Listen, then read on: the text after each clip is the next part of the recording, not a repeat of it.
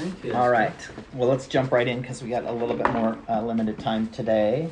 So it looks like everyone got their vocab in and their questions, so we'll get started on that. But let's kind of reframe, because it's been a little bit longer than last time, where we're at historically and culturally. And so looking at the first dynasty, which is kind of what we talked about, that whole idea of divine kingship has kind of come to a close. And now we're looking at kind of the second kingdom that will be defined by civil war, going back to having factions among Upper Egypt and Lower Egypt. And we're going to begin to see kind of how a culture that was built to be really strong, the way that it was built wasn't, you weren't able to continue it because it was all of the power and authority and everything was consolidated into certain families, right? And so you have family lines that certainly come to an end eventually. And what it created, as we see in chapter 6, is division. And now we see kind of the idea of multiple different states consolidating some power, and we go back to now an understanding of not just having one sole king in Egypt, but a bunch of nomarchs. And so those are like governors of each region. And so as we're now jumping into chapter 6 and civil war, we'll see two major factions rise up. Hierapolis in what would be Lower Egypt, the northern part of Egypt, and then the Theban dynasty, which is going to present itself as well. And so do you guys, in just your reading, real quick to make sure that we all are in the same context, do you remember what was the primary hindrance to the continuation of kings being in power? It's something that the kings did, specifically they did, that kind of led to their own downfall. Whereas early on, remember, the king was pretty much established himself as God on earth. Something shifted towards the end of the first kingdom that minimized the king's power in a way that allowed there to be division. Wasn't it the young king, Pepi? Mm-hmm. Wasn't he the... That's part of it, yeah. Yeah, he's definitely comes to a definitive end of the line. So some of his leadership, or lack of leadership, certainly led to kind of that division. What are some other thoughts? I'm kind of confused about the question, sorry. No, that's all right. So we talked about how the king consolidated their power, right? Like we've talked about a little bit of like, yeah, how they use speech to control. We talked about even the one king that basically said he is the way, the truth, and the life. Like that was kind of the language that he used. We talked about power, just sheer force of rule. We talked about having strategic control over the Nile and that. But as the kingship went on, we saw that it wasn't just initially just the king was really like praised highly in Egyptian society, but then something began to expand a little closer towards the end of it. And so I'll give you the answer because maybe it's a little bit too elusive a question. The kings began to give more and more power to those who sat underneath them. And so now all of a sudden we still had the idea of divine kingship, but in an effort to really rule over all of the provinces, he began to exalt other leaders. And remember now that there wasn't just the king and everyone else. There was kind of now emboldened a ruling class. And so the king was still the embodiment of from Egyptian understanding, God on earth. But now there were a bunch of, in a way, many gods that were created. And so if you were the vizier, right, the right-hand man of Pharaoh, you would be treated as somebody that was exalted in society. And so as the king did that, right, not just consolidating his wealth, but making a whole bunch of people wealthy at the top, what did it do? It eroded the society as a whole, because now you don't just have to provide for the king in the afterlife, but for all of his main people around him all of a sudden. And what it did is it created people who began to fight for power. So all of a sudden now there's an opportunity, and we even saw there was one example of somebody who started out poor And they worked themselves all the way up into a high position in society. And so what caused that to unravel now is, instead of just having a singular focus on the king and doing as the king said, you had a bunch of people vying for power. All of a sudden now we have all of these people that want to have a position. They want to be, again, remembered in the afterlife, rewarded in the afterlife, served in the afterlife. And then, to your point, Benji, you have weak kings that come. And when we have weak leadership combined with a bunch of kind of people in the middle ground seeking their own authority, that can tend to overthrow something really quickly. And so what we saw towards the end of chapter 5, and now we're jumping into chapter 6, is kind of this break in history where the weak king didn't rule in the same way that the kings of old did, the mighty kings of old. But they allowed there to be a lot more power that is dissipated throughout the kingdom. So when that king dies, and there's no one really to rise up in the place of the king, then there are many opportunities for everyone to have their way. So let's look at this practically for a second. And we've talked about this a little bit before. What if we determined that, let's say your guys' this would be, I think, a good analogy. Let's say the Bible time that you guys had this morning. Let's say that it wasn't ordered and Emmanuel wasn't in authority, and we just left it up to you guys to do it. What would that create? No one going to lead. Well, no, certainly. That would joke. Certainly, I think that's a good answer. Yeah, there could be a natural inclination for Noah to lead, but what if somebody didn't want Noah to lead? What if somebody thought they could do it better than Noah could lead? It will create a civil war. Yeah, so it could create a civil war, right? Yeah. What if one person was like, yeah, well, I think Noah should lead. Well, then all of a sudden we have groups or subgroups of people. Division. Would we still come to meet on Saturdays, or would you likely not even show up for the meeting now? Well, what about in the hearts of some people who are like, well, I'm not going to be as outward about it, and so I'm not going to really pick a side. I'm just going to come and I'm going to listen to what I like to hear. And so I'm going to wait and see whose version of Bible study do I like better. Well, and again, like getting back to our point in this discussion of why the study of Egypt is so important for us in the modern context is this is the way of the church. The worldliness within the church is there's a desire to their ears to be tickled, to make me feel good, instead of it being a disciplined practice, right? And so why is there importance of understanding, even in the wrong way of kingship, which is what we're learning about, how the opportunity for any divisiveness to come in breaks things apart. Well, this is what we're going to discuss here in chapter 6, is how did that really play itself out?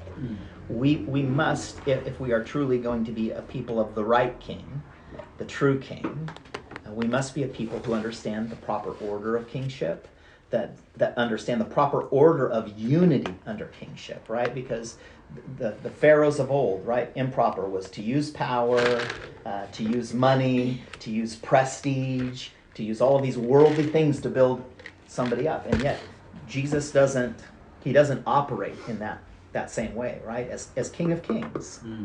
How does he come into this earth? In human form as a baby, right? So this is a radically different idea than what we see with Egypt. And so let's jump in now to, if you have access to the Drive document, The Rise and Fall of Ancient Egypt. It looks like some of you are on there as well. I will just read out the first question, and I don't know who... Yes, sir. Oh, you want to share it with you? Yeah, let me share it with you, brother. Let's see. Can I answer him? Which email address? You can share through message, no? SDKSWY Okay. Gmail. Go down. I don't know if it's opening up. It's opening up to your Kingdom Age one for me. Oh, that's okay. Can somebody share it with? Yeah. I think I have. Thank you. Okay, so let's make sure we're... All right, so in chapter 6, there was a statement that said, the good times arrived. Was this just because of their wealthy advancements? And so before we have whoever wrote that question give their thoughts, let's open it up for discussion. Good times have arrived.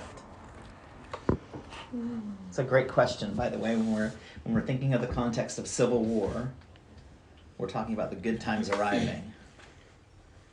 That seems to be a juxtaposition of really what the chapter is So we're about. answering the people that didn't ask the question or trying to Yeah, the answer people that? who didn't ask that question. So whose question was this? That was mine. Okay, so this is Naomi's question for the group, and so let's offer some thoughts because Naomi's going to instruct us on why that question stood out to you, because that's significant. And then try to give us maybe some understanding or your perspective in answering that.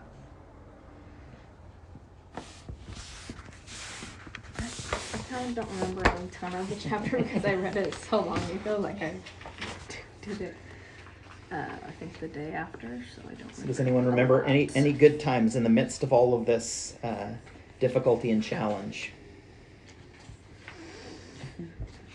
Sorry. Well, I think what they said here, the good times have arrived, was sort of towards the end of the chapter as well. Mm-hmm. So obviously they had finished in war, and didn't they The famine was over as well. the famine? Yeah, but wasn't there a new king that started to rule? And I think he was doing some good things for their civilization. So you're saying that this is something that is happening towards the end of what we're studying, That's what I remember. right? And so there's the end of a famine. So for this practice here, we're going to have you guys direct your attention to Naomi. And so if you have a question, I want you to kind of give her the floor here to begin to answer or instruct as a matter of practice, so that let me stop here real quick. Because what's important for us to understand in our times together, in our study together, that the purpose of this meeting is not so that I can regurgitate information to you so that you have it, but that you guys can engage in the dialogue and conversation and understanding of the material that's presented. And so you guys certainly don't need me to just tell you what you should know, but it's important that you guys wrestle with your own understanding here. So they said, Naomi, that in part it was the famine was over, in part it was towards the end of the chapter where some things are kind of falling into place. Are they on the right track there? Yeah, I think so. Maybe I thought of the question thing a little bit off because I had asked it because I was kind of wondering myself why they said that. Good. I'm sorry. That's okay. But That's okay. to me, it seemed like they said that because they obviously felt like they were advancing in life and had a lot more advancements than they did. Mm-hmm. And that's why I asked, is that the only reason? Like, that's what I didn't know.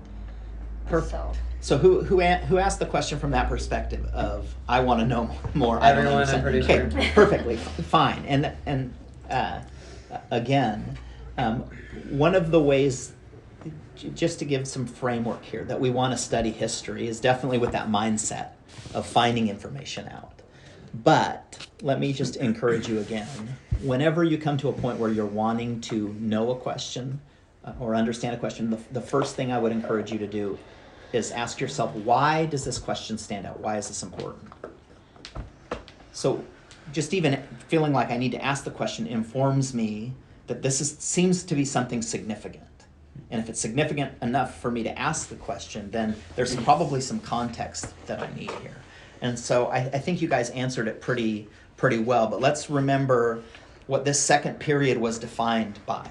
Whereas the first period was really defined by absolute authority and divine kingship, something had shifted culturally for them, right? No longer was this age of just giant pyramids and really putting out this idea of absolute power in that way. But something had shifted as far as our understanding in this period, and that was that all of a sudden literature really cropped up. And so the writings of this age are considered historically much more important than some of the tombs and things that they left. And so the good times had arrived also in part for the very fact that no longer was it just the king, right? There seemed to be a little bit more opportunity within anyone who wasn't a king to be able to advance themselves, to process, a little bit more power to proceed, to move into things with their certain giftings. But again, a huge part of it was, and Noah, feel free to speak into this, was this whole idea of where the first kingdom was really known for its structures and architecture. We began to move into an age where this word, you'll want to remember it, you've probably heard it before, propaganda, began to really be a primary way of life. And so propaganda is the way that we communicate to try to win people over on our side. And so what was afforded for people in this age was maybe a station in life that they didn't believe they could have attained to before. Whereas before, the pharaohs would be the ones who really enjoyed the afterlife. This time period offered hope that maybe, just maybe, I could further my life beyond whatever I was doing at the time. So that's pretty significant. Right? It wasn't just the wealth of Egypt now that was promoted. That certainly is still a pretty major part of it. But there's also some other cultural things that are beginning to take place. Now, unfortunately, did the kingdom of Egypt promote kind of this cultural idea further out of being equals? No, it didn't. What ended up happening with the nomarchs were they had this concept of being called what we call now first among equals. And so who would rise to be king would be somebody who was considered equals with others, but he would be kind of king in name only. And so again, thinking about that, if we come to a study and we're all just equals here, but there's one person who kind of just runs the discussion, but they're no better than me, and they don't know. Yeah, think about all of the earthly ways or perceptions that can infiltrate. So again, using the analogy of, let's say that we brought up that Noah rises to the occasion of leading something. If there's other mindsets of, he's just equal with me, what I have to say is just as important and just as powerful. Well, how do you lead anything? You can't, right? I mean, Noah could lead his area, Benji could lead his area, maybe pretty faithfully and pretty well, but at some point those things are going to come up into conflict with one another. And so the good times had arrived in one sense because all of a sudden there was more opportunity to lead or to rise up. But that the good times, which they often do, when we talk about good times, really what we say is they're more comfortable times. They're easier times in the flesh. See, like good times. Time in the 20s. Yeah, right. Yeah. Well, and so spiritually speaking, we want to be careful of being comfortable, right? Yeah. The Bible talks about Jesus learned obedience through the things he suffered, right? If Jesus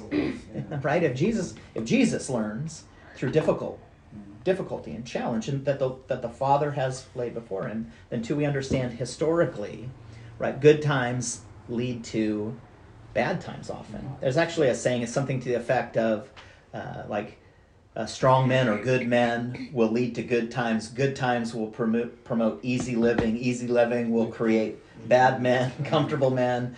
Bad men, comfortable men will create hard times, and it's a cycle.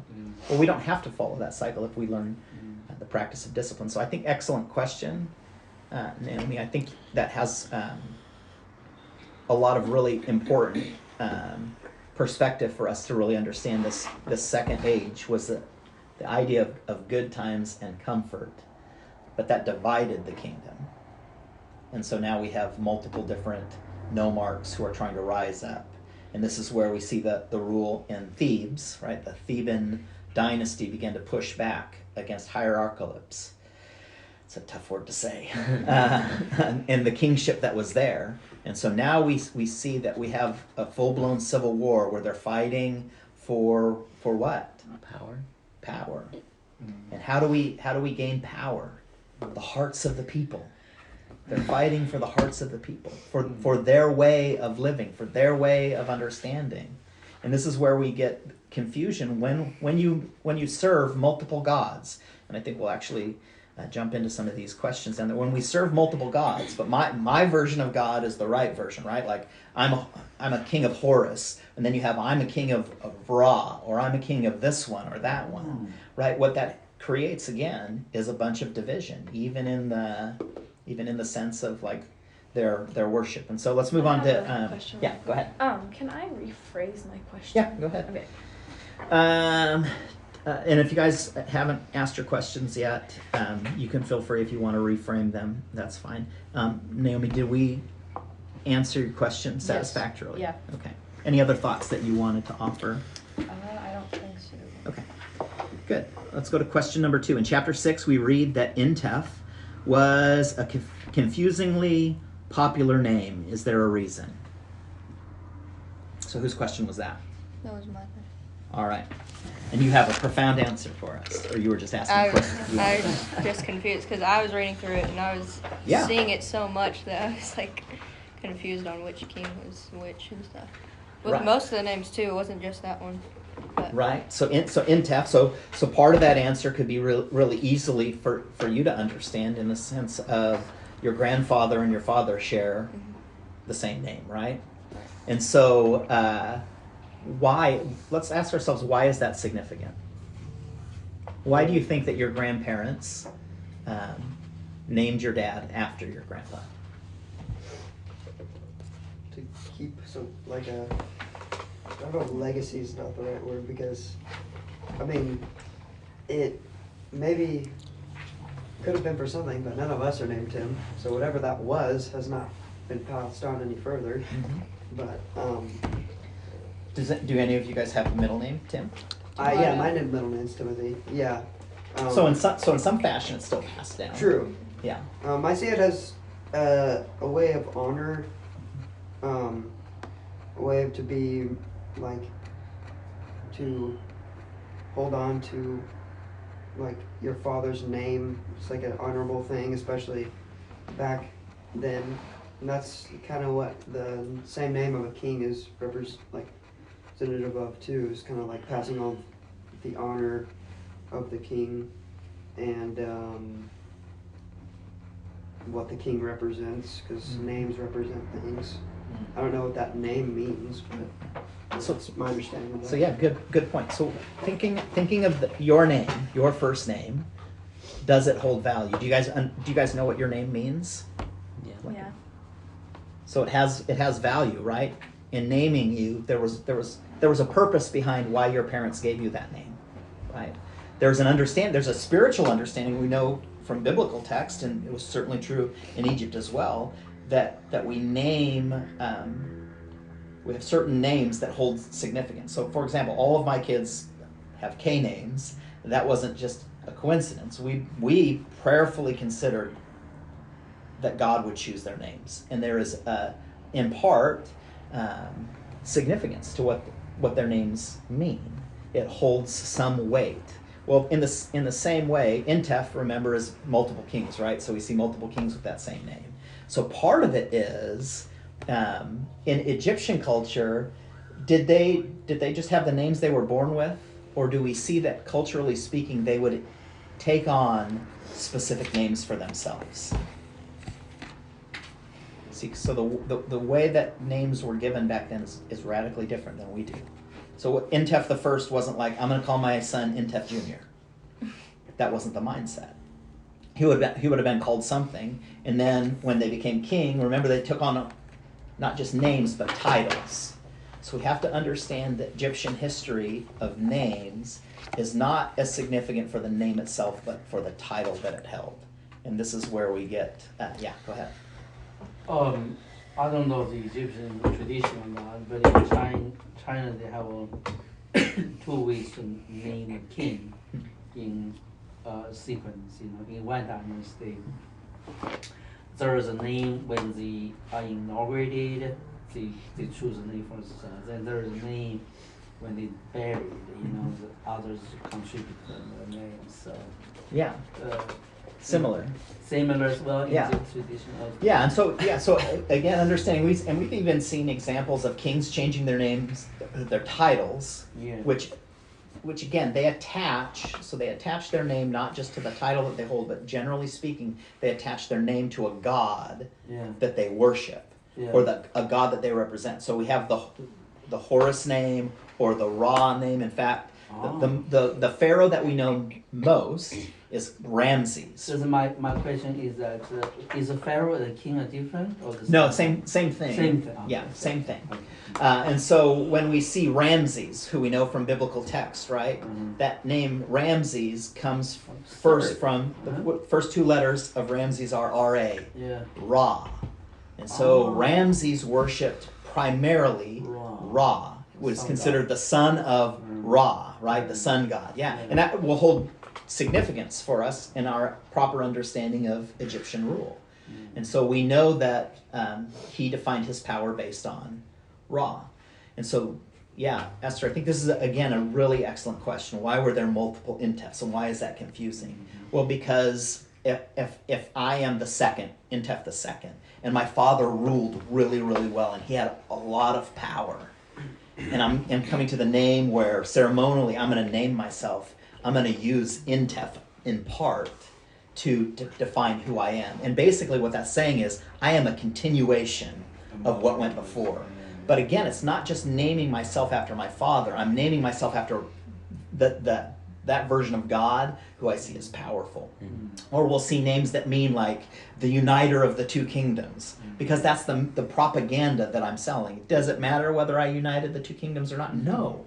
Because what I'm doing as king to keep power is to manipulate the hearts of the people. See, again, we have to understand Egyptian rule is primarily a manipulation of those who follow.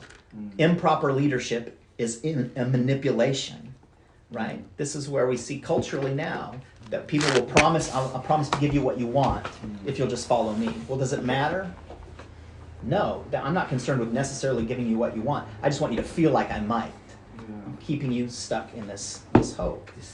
Yeah, and so we know, and again, remember from the very beginning, their idea of creation was built off this idea of chaos and order, but chaos was the primary root, right? The waters that they were raised out of were chaotic. It was not waters that were really about life-giving, although that was part of it. And so we see that even the Egyptian understanding was perverted from the start. It was the opposite, where we understand biblical knowledge of there being, the waters represent life, right? And so there's a different perspective there. So good question. Let's continue on. Question number 3 in chapter 6. We read at the end, in the brave new world of the Middle Kingdom, what determined their new kingdom to be centered between all? Was it simply the kingdom between Upper and Lower Egypt, or something different? So whose question is that? All right.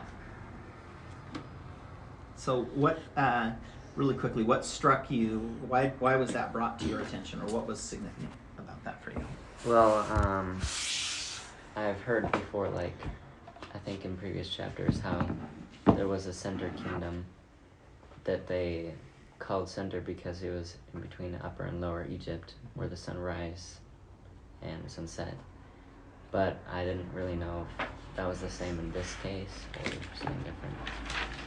Okay. And it stood out to me because it's also something new, which has obviously happened before, so I wondered what they meant by that. Good. Any thoughts on that? Can you read the question? Yeah, sure. Let's read it. That's all right. Let's read it again. In chapter 6, we read at the end, in the brave new world of the Middle Kingdom, what determined their, quote, new kingdom to be centered between all? So you're talking about geographically. It's now becoming more central. Was it simply the kingdom being between Upper and Lower Egypt, or something different? I think it was supposed to mean like a place of, like, because some people, or they want it to be on the side where the sun rises versus where the sun set, they kind of want it to be in the middle because, like, is that a place that's more worthy, I guess, and more like a kingdom to be in the middle of the land, like the So center. it's centrally located. Kind of center I of think there attention. could be confusion in the question too, in seeing that the middle. Actually, maybe I'm confused because in Middle Kingdom, is it talking about? And It's talking about the chronological order of Correct. the Egyptian. yes. So it doesn't actually have to do with geographical location. It's talking about the Old Kingdom, Middle Kingdom, and the New Kingdom. Those are Yeah. two different things. I think it They're means not like actually related. the Middle Kingdom means like it's the source of everything. That's what I think it means. Yeah, so there's a couple things at play, and I think Noah hit on it, and you guys are hitting on it too. So the Middle Kingdom we have to understand as an epoch of time. So it's from this beginning of time to the end of that time. And what the Middle Kingdom, whereas the first kingdom was representative of divine kingship and pharaonic power, right? The second kingdom is more representative of faction and civil war and inconsistency in leadership. And so there's a kind of a bouncing back and forth between. So once we understand that from a point of time, then geographically, yes, there's significance. But if the purpose of kingship is to manipulate the hearts of people, what is the point of putting something at the very center in that kingdom to establish a capital, as it were, more centrally located? Because again, understanding that throughout history, in Upper Egypt, there was where all of the kingships was really promoted, and Lower Egypt, which was in the north, wasn't. And then Hierapolis is now in more northern parts, and they took over for a time. And so, why would you put it in the center? To manipulate both the north and the south.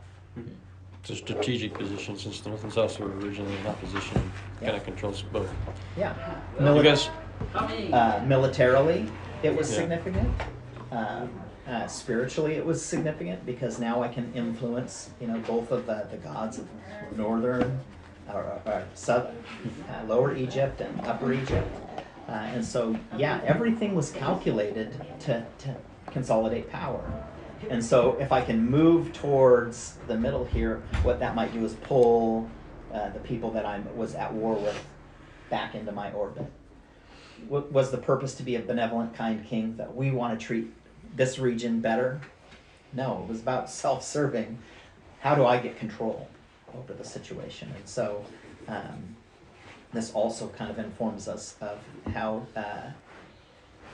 somebody who finds themselves in the middle ground often is not generally speaking necessarily doing something of nobility, right? It was a manipulative tactic to try to get everyone to unify again. The goal was to consolidate power. And what happened was, as we go through now the Middle Kingdom, it moves back shifting back towards the first kingdom again, kind of consolidated power of the king, right? We've tried this out with giving everyone a little bit more influence, power. That didn't work. So naturally, we're going to snap back into a position of consolidated power. It's a structural God King again, a God King concept, right? God King practice in the sense. Yeah. So I mean, look at kingship in Egypt. It's not an exercise in consistency and value of people, right? Kings didn't rule for the sake of their subjects. Kings ruled for the sake of themselves. That's not real true kingship. Right? Yeah. Right. Jesus is King of Kings. He doesn't live for the sake of himself, right? He came to serve. Like that, the whole concept of that is just, Egypt is just totally different, right? The king came to serve as God on earth, and not just to be served in this life, right? As much money, as much power, as much control as I had, that meant I got served in the afterlife, because the whole point of rule wasn't just what I could establish on this earth. I left the great big pyramids behind so they would never forget me.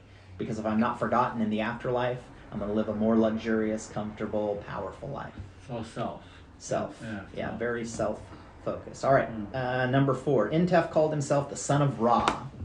In the book, it says that calling himself that was different than other king named after a god. Why? So whose question is that? That was mine. All right, so why did that stand out to you? Because a lot of kings have named themselves after God, and I was wondering why it was so different for him to name himself, so special for him to name himself that, instead of like a different king that called himself Horus or something like that. Yeah, so this kind of, let's see where we're at as far as time goes. We want to make sure we get through. So to kind of follow up on this kind of goes along with the question of Intef and naming again. So what do you think, just let's try to flesh this out before I give you an answer. Why would I want to choose a name that is maybe different than my predecessors? So you can be greater.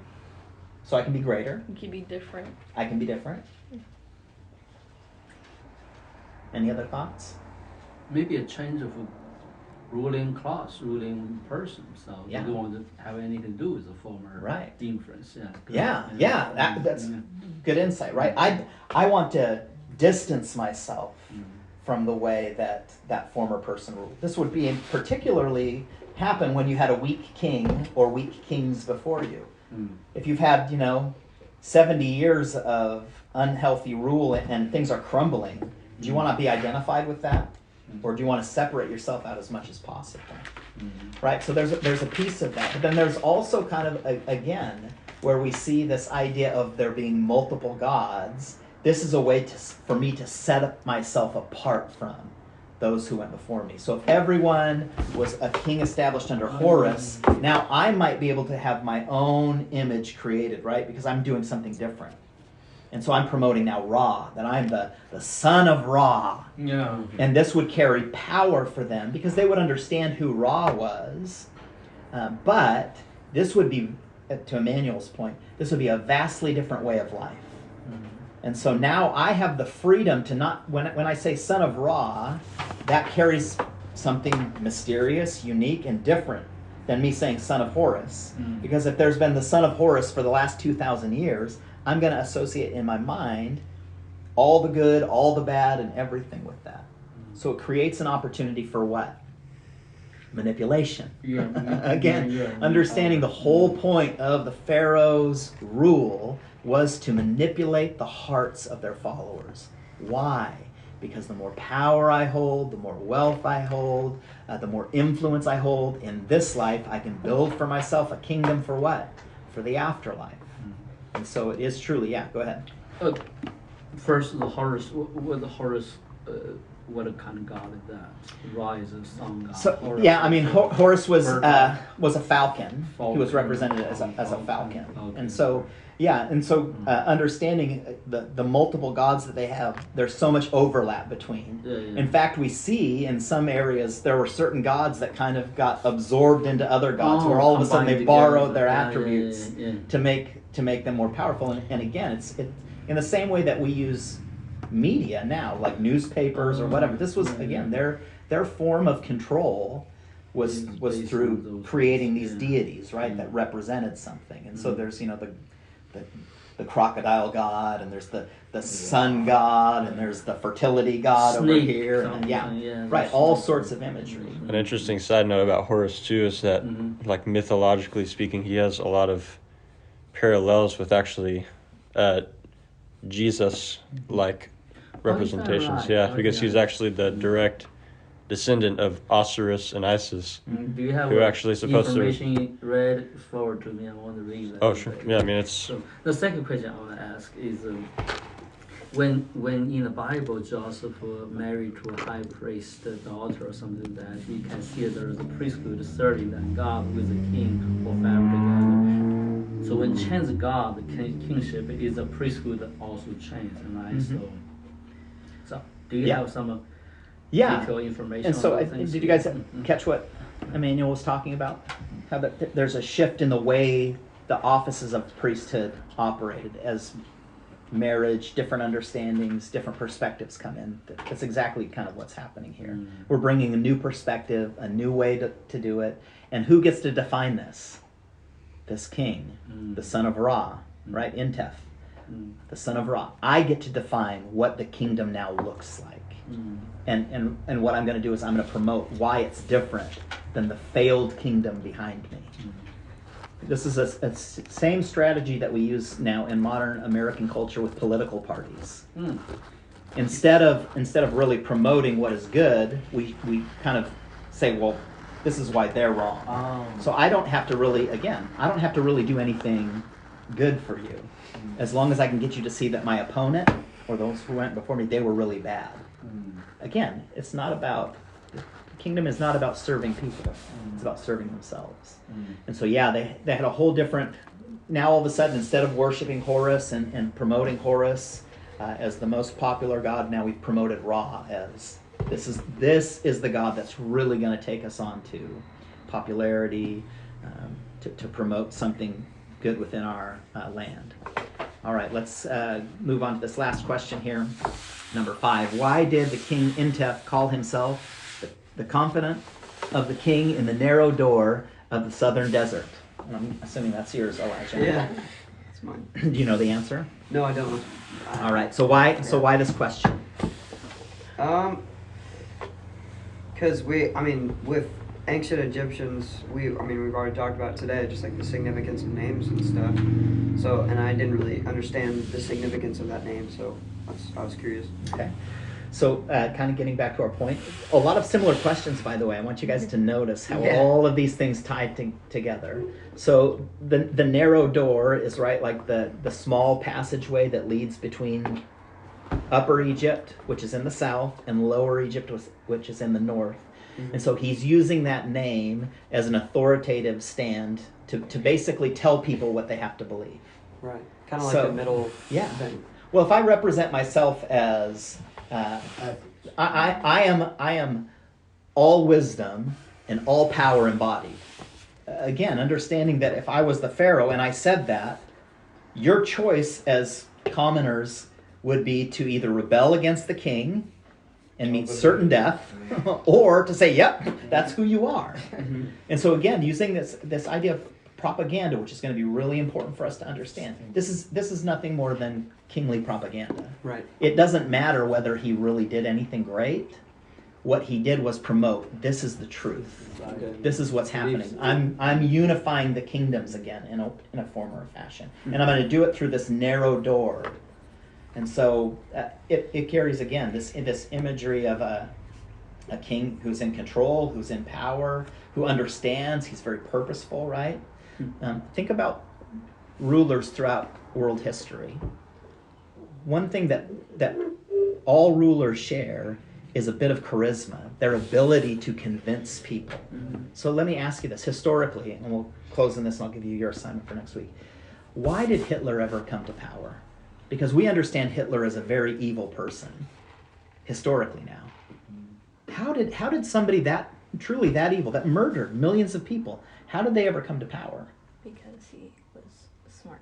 Well, he was certainly smart, yeah. I feel like it's kind of like how, like you were talking about last week, how people think the devil is stupid even though he is extremely intelligent. Same thing with Hitler, he was extremely intelligent in the way he went about things. Make it different than the way someone stupid would, because he would have never gotten anywhere. How does the enemy present himself? As an angel of light. Who is the true light? Jesus. Right. Satan is not, but he disguises himself. So why did Hitler come to power? Because he had a propaganda machine. Hitler didn't come out saying, we're going to kill all of these people. That wasn't the message. What he did was he appealed to a group of people saying, you deserve to be in power. These people with this kind of look and this kind of authority, and I'm going to make sure that the right people get power again, because there's outsiders. So what he did was he divided, right? He used this idea of divisiveness, and he emboldened and empowered a certain group of people. And again, it wasn't about him doing things for those people. It was about consolidating power for himself. Historically, we see that through numerous different cultural figures. Probably the best example, and it's one we don't often think of, that I would say is probably the most purely evil ruler, is Pol Pot. Who's that? Pol Pot would have been the Khmer Rouge, so this would have been in the Philippines. And so Pol Pot was on par with Hitler, but this is what he did. And so he had a group of followers called the Khmer Rouge, and their job basically was to kill people. He did. He mass murdered 2 specific groups of people. The first was anyone who was religious. Why would he do that, do you think? Because Because they they would go don't- against the power that he wanted. Sure. Yeah, Elijah? Because their belief was different than his. Right. If I eradicate any level of morality, it means that I can enter into anything I want. So anyone who would be opposed for me from a moral standpoint. The second group that he murdered in mass was somebody who was educated. Wow. That's just wicked, man. Yeah. Because they could know more than he knew. Because They they had understanding Yeah. that they could argue against. Yeah. And so again, when we look at dictatorship or leaders that are unhealthy throughout history, the same thing is true. Look at culturally where we're at. That's a Stalin did. In Yeah. one sense. Yeah. Communism did. Yep. If we kill religion, if we disempower religion or faith or a belief in something that is greater than myself, right, and we undermine that, then that lets an opportunity for me to come in and say, well, I really have the answer. See, they don't have the answer. This group, that group, but I really have the answer. And then they break down like educational or understanding. That's kind of the same. Well, this is what was taking place within even Egyptian concept, right? The king was representative of the moral, of all morality. And so anyone that would push back, this is why they changed names. They didn't like maybe the morality of Horus or Ra, or we'd shift through. We'd have a greater understanding, a greater morality. It would always be about the person in power. It wasn't truly about even serving Ra at all. And so how's that different than from us culturally in what we believe? Again, what we are rooted in as far as the culture of God's kingdom is radically different than what we understand from Egyptology. Egyptology was about a king serving themselves so that they could further their own life and afterlife. And again, we get to this understanding. Jesus said, what does it profit a man to gain the whole world and forfeit his soul? See, our perspective, and a godly perspective and a kingdom perspective, is quite the opposite of what we learn from Egyptian history. And so how do we then take these questions that you guys asked and really then make them be more than gathering information? Because ultimately, I think each of you asked this question because there was a purpose behind it. And maybe a purpose that you didn't fully understand at the moment. But each question that we ask carries spiritual significance. And so the lesson for this coming week is we're going to read 2 chapters. What? 2 chapters, yes. And I know. I don't have time for SC. So it's so bad. It's because of him, man. Yeah, right. 2 chapters. Right, just a few pages a day. But I want you guys to ask questions again, but not just searching for an answer. I want you to prayerfully consider, number 1, the answer, but I want your question to have spiritual insight. So I want us to, as we talked about, how do we study history? We don't study history for the exercise in remembering names and dates and times. Those are important. But we study history with an ear to the Holy Spirit, informing us, highlighting, drawing things out for us to understand spiritual things. History is a study of culture throughout time. It informs us in ways that maybe we don't readily see. And so I really want us to discipline ourselves to take our studies as spiritual practice. So basically our questions are asking others. We know the question, but we're seeing if others can. Yeah, I want you to. Okay. So the way that, and I'll give you a little insight into real quick, because we're going to talk about this next week. In chapter 7, it says, a functioning body was of lesser concern than a passport to the underworld. That struck me really a lot. And it has to do with mummification. And it got me going down and understanding where the Lord highlighted for me kind of the way of the modern church and the way that things are meant to be practiced. They sacrificed a functioning body that was of lesser concern than a passport to the afterlife. And so in reading that goes beyond, for me, it went beyond a study of Egyptian history, and the Lord began to speak to me in a way that was informing me of my own heart, my own life, practices that I've done in the past, things to be cautious or guarded against. Because again, for you guys, what I'm hoping we're getting out of this study is not just that we know some cool things about Egypt. That's great if we do, but this is a spiritual practice. We don't, right? The Bible says that knowledge puffs up, but love builds up. We're looking for the heart of the Father even in our understanding of secular things, because the Spirit of God wants to speak to us, I believe, in all things. And God is a jealous God. He does not want you to learn the patterns of the world that will tickle your own ears and make you do your own thing. He jealously wants to inform you in all things at all times. And we have to be willing to observe that. And if we're engaging, and by the way, I'm giving you multiple chapters for a purpose. I'm not setting it up to be easy for you. It is something that's going to take discipline to accomplish. The reason we're reading a book that is a little bit about, this is a college level book. College level. It's not meant to be easy. In some ways it's probably confusing, and that's okay, because it's how we come about studying and how we learn to discern and to observe things that are set before us that is far more important than the facts and the figures and the times and the dates. My hope is that you can tell me a lot more about kingship and the purposes of God, because you've studied the wrong ways to do it in Egyptian history. My hope is you have more understanding of kingship than we did when we started. I don't want to drag along, but I do have one question. Sure. And have one scripture to share. So maybe. Absolutely. One question is the idea like a Caesar declare himself to be God? They don't compel Christians to confess they are God the King, basically, in the concept. Is that borrowed from Egypt? I know some Egypt culture have huge impact over the Roman world.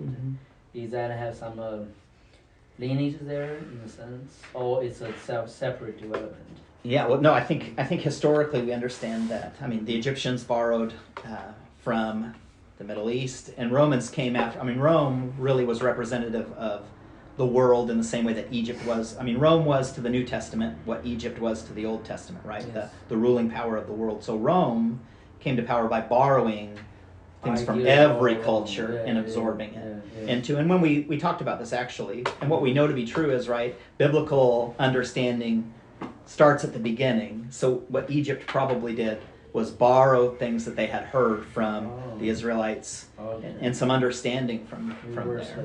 Yeah. And thinking about this in particular, right, that if Egypt represents the world and the pattern of the world, and really the enemy of our souls is the one who influenced Egypt to have all of that power, then it is the enemy that is perverting the truth of God in a way that will twist people away from God's true heart for them. And so we actually compared the king that talked about how he was the embodiment of true lordship, true rule, true power, and how he represented all wisdom, all truth, versus Jesus, who said, I am the way, the truth, and the life. And how really it was identity. Jesus' identity as a son of God makes that more real than somebody who just promotes themselves. The verse I'm going to read, I think, sum up the topic today also pretty much in line with what Justin suggests you guys to do with the coming two chapters. Before he shares those things, the Lord put in my heart about this verse. You're all familiar with this verse, but let me read with you and someone else. So, in 2 Corinthians 2:6, so we do, however, speak of message wisdom among the mature, but not the wisdom of this age, all of the ruler of this age. So rulers, right? So will come into nothing. No, we declare God's wisdom, a mystery that has been hidden The God destined for our glory before time began. So God wants us to have a certain kind of glory. None of the rulers this age understood it. For if they had, they would not have crucified the Lord of glory. However, as it is written, what no eyes has seen, what no ears have heard, and what no human mind has conceived, the things God has prepared for those who allow Him. These are the things God has revealed to us by His Spirit. Well, 111. It's perfect. So I really like the study. We got a good teacher here. Yeah. All right, thank you. I appreciate that insight. I think that, let's meditate a little bit on that word this week. That's good. You guys do have a good teacher. Yeah. It's the Holy Spirit. Yeah, there you go. Right.